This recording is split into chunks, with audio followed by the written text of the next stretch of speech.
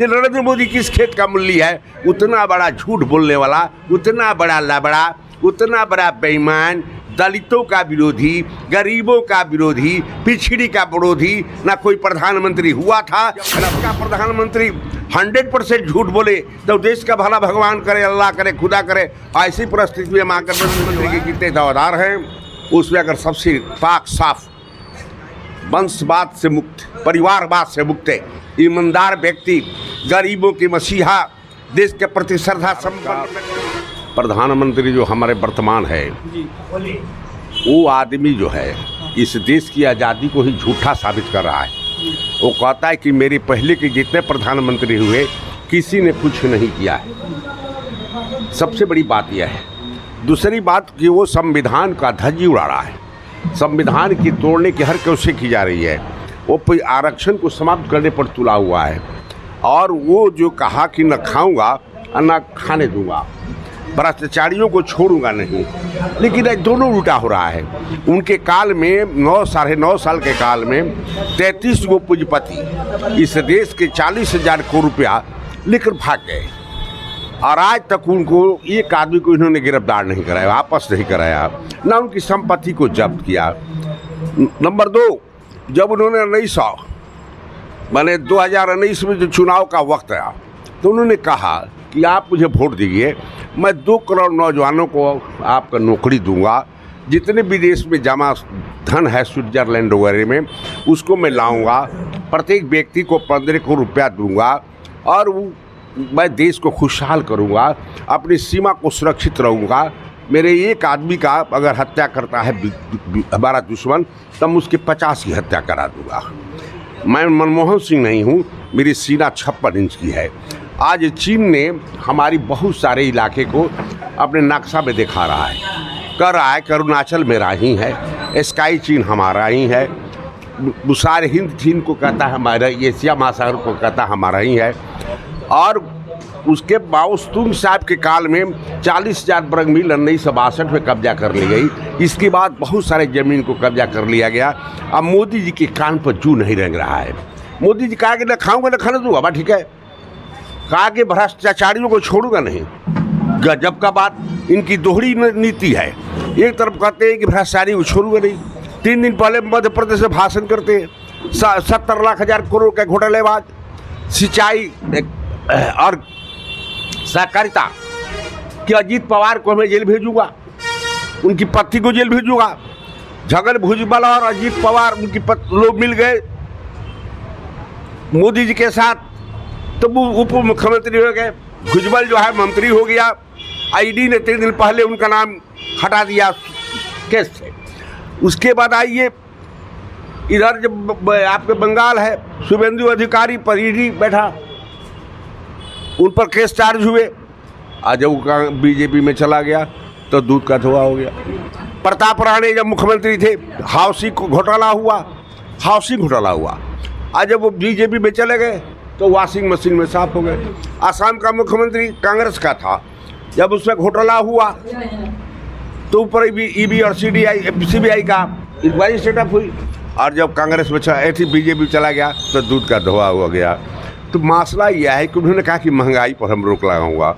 461 रुपये में हमारा गैस मिलता था मनमोहन सिंह की सरकार में, आज हमारे 1200 कुछ रुपये हुए थे। आपने 200 रुपये घटाया है चुनाव को लेकर। ये कल दिन चलेगा, फिर इलेक्शन आएगा, समाप्त हो जाएगा, फिर बढ़ जाएगा।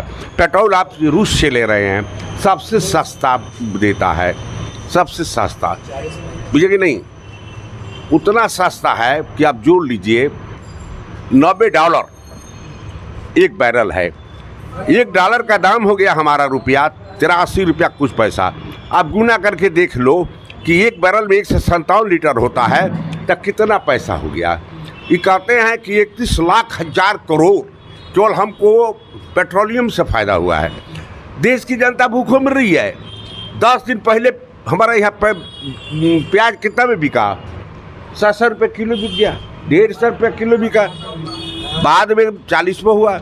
आयात 3 दिन पहले 10 राज्य हिंदुस्तान का जो टमाटर पैदा करता है, 2 रुपया 3 रुपया किलो कोई खरीदने वाला नहीं रह गया है। तो मैं ये कह रहा हूँ कि नरेंद्र मोदी जाति गणना का विरोध करते हैं, नौकरी बेरोजगारों को नहीं दे रहे हैं, देश की बॉर्डर को सुरक्षित नहीं कर रहे हैं, चीन रोज बार बार चढ़ रहा है। तो केवल मंदिर बनाने से, मस्जिद तोड़ने से ये देश का भला नहीं होने जा रहा है। और ये नरेंद्र मोदी समझते हैं कि भाजपा का ही देश है तो भरम ही जीते हैं।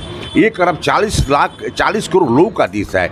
वो देश जब जागता है तो हिंद तख्त बदलता है। ये देश जो अंग्रेजों को नहीं छोड़ा, इंदिरा गांधी को लेकर डूब गया, तो नरेंद्र मोदी किस खेत का मूल्य है? उतना बड़ा झूठ बोलने वाला, उतना बड़ा लबड़ा, उतना बड़ा बेईमान, दलितों का विरोधी, गरीबों का विरोधी, पिछड़ी का विरोधी, ना कोई प्रधानमंत्री हुआ था ना भविष्य होगा। इसीलिए उसके खिलाफ हमारी आंदोलन चल रही है। और हमारा जो गठबंधन है, महागठबंधन इंडिया का जब चर्चा हुआ तो नरेंद्र मोदी बेहोश हो गया। अरे बाप रे, अब क्या होगा? कर्नाटक की पराजय के बाद उसका तनी नहीं हराम है, कहा कि सारे दल मुक्त देश होगा, कांग्रेस मुक्त देश होगा, क्षेत्रीय दलों की कोई जरूरत नहीं है। लेकिन वक्त आया जब ये 28 दल बनाया, पहले 26 था, जब 28 दल का बनाया तो इसने 38 दल को बना दिया, एगो फिर रात जोड़ दिया था, इसका 39 गठबंधन हो गया। ऐसे लोग हैं 33 को जिनको एक भी MP नहीं है। तो कितना लबड़ा कहता है कि कांग्रेस मुक्त देश, क्षेत्रीय दल मुक्त देश। आज जब गठबंधन हो गया तो कौन 38 का बनाया, अब फिर राज देवगौड़ा से मोहब्बत कर लिया, 40 हो गया।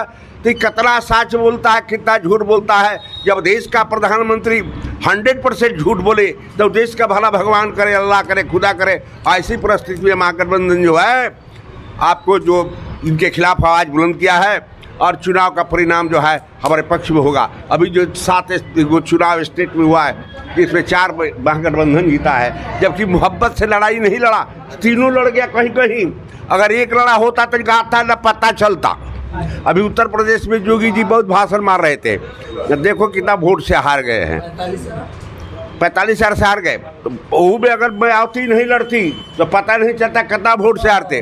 अभी प्रधानमंत्री के जितने दावेदार हैं उसमें अगर सबसे पाक साफ, वंशवाद से मुक्त, परिवारवाद से मुक्त, ईमानदार व्यक्ति, गरीबों की मसीहा, देश के प्रति श्रद्धा संपन्न व्यक्ति, भीमराव अम्बेडकर के संविधान के प्रति आप निष्ठा रखने वाला Nitish Kumar in the future, अगर गठबंधन को बहुत मत मिलती है तो नोट कर लीजिए मेरी भविष्यवाणी, नीतीश कुमार ही प्रधानमंत्री होगा।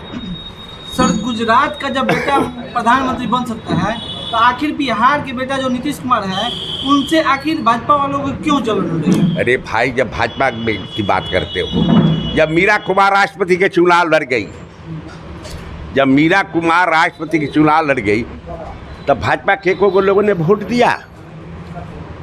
नहीं दिया। और वही जा प्रतिभा सिंह पाटिल लड़ गई महाराष्ट्र का, तब शिवसेना और कांग्रेस के लोगों ने वोट दिया, तब बीजेपी के लोगों ने वोट दिया। तो पर बिहार लड़ाकू दस्ता है, इनकलाबी दस्ता है कि नेतृत्व में बहुत पिछुआ जाता है। 1857 की अगर लड़ाई की बात करते हो तो 1857 में देश आज़ाद हुआ था बाबू कुंवर सिंह के नेतृत्व में। नेतृत्व करने वाला बाबू कुंवर सिंह था। 1857 में देश आज़ाद हो गया था। बहादुर शाह जाफर हमारे राष्ट्रपति हुए थे, जो 40 भारत की सरकार चलाए थे। लेकिन हमारे ही देश के आधा लोग कहा कि मुगल वंश का अंतिम शासक यहाँ का राजा हो गया, फिर मुगल वंश की नींव पड़ जाएगी, फिर हंगामा करके अंग्रेजों से मिलकर उनको रंगून की जेल में भेज दिया गया, जहाँ उनकी मृत्यु हो गई। और 1947 की आज़ादी की लड़ाई में अगर सबसे ज़्यादा बलिदान कोई दिया तो बिहार दिया। बिहार आगे बढ़ के नेतृत्व को संभाला। जब जब भी आवश्यकता देश को होती है, बिहार आगे बढ़ के बढ़ता है। बिहार बलिदानियों का देश है, कुर्बान करने वालों का देश है, त्यागियों का है, लड़ाकों का है, क्रांतिकारियों का है, शरीर दान करने वालों का है, राजदान करने वालों का है, पुत्र दान करने वाले को है। लेकिन आपस में तालमेल नहीं होने के चलते बिहार का कोई बेटा मुख्यमंत्री नहीं हुआ। मोस्टली जो है लोग उत्तर प्रदेश से हो गए, कारण कि उत्तर प्रदेश में एकता है, उसमें मिलत है। हमारे यहाँ उसकी घोर अभाव थी, लेकिन इस बार औसत मिलत रहेगा। बिहार की जनता घोटालाबाज को समझ गई है, इस बार वोट देगी, हम 400 सीट जीतेंगे।